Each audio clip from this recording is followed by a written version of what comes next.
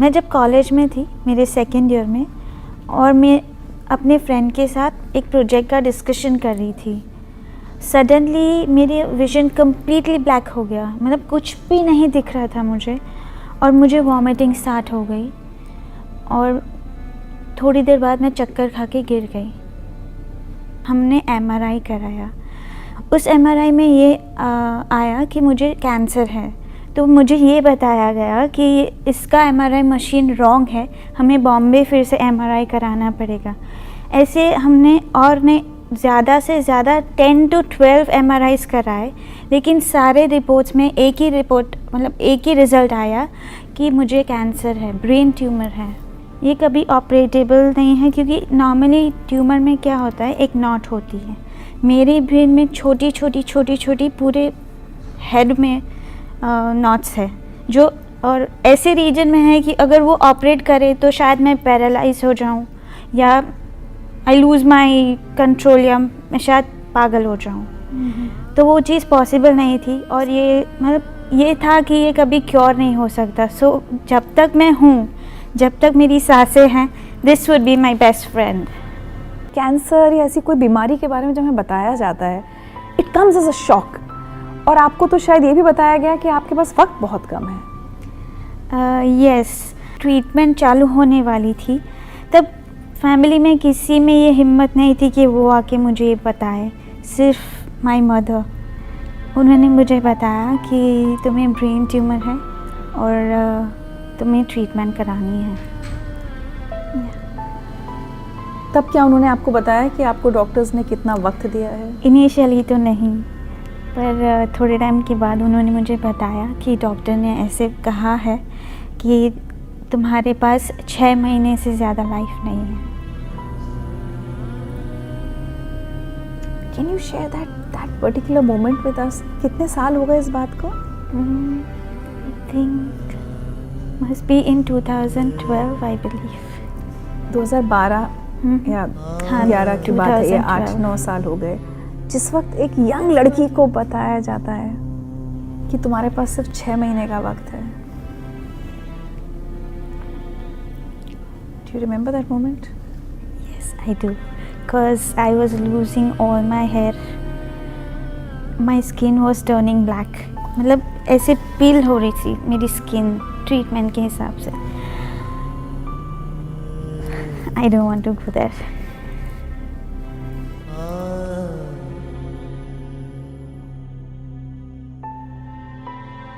Radiations, chemo तब तक शुरू हो चुकी थी? हाँ, यस।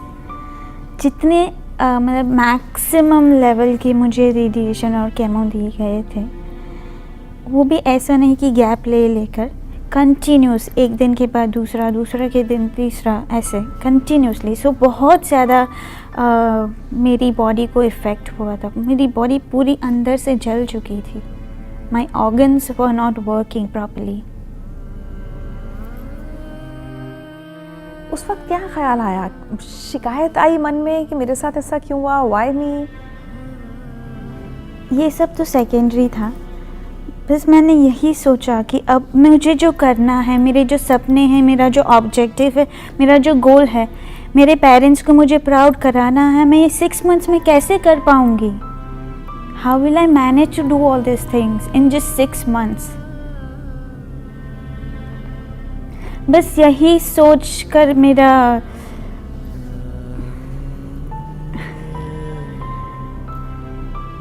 दिल बैठ गया उस time. I could see my dreams shattering, टूट रहे मेरे आँखों के सामने। मैं अपने सपनों को, अपने गोल्स को ऐसे देख रही हूँ कि कांच की तरह टूट रहे हैं।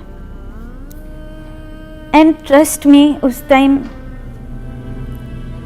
मैं एक बार तो ब्रेक हो चुकी थी, अंदर से टूट चुकी थी।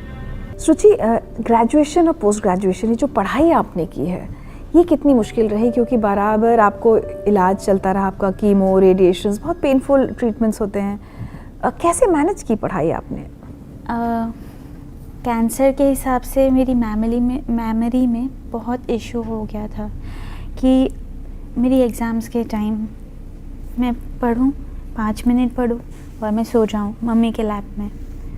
पढूँ फिर से 5 मिनट और फिर से सो जाऊँ, क्योंकि मेरी बॉडी में वो एनर्जी नहीं थी, वो स्ट्रेंथ नहीं थी कि मैं ज़्यादा देर तक बैठी रहूँ।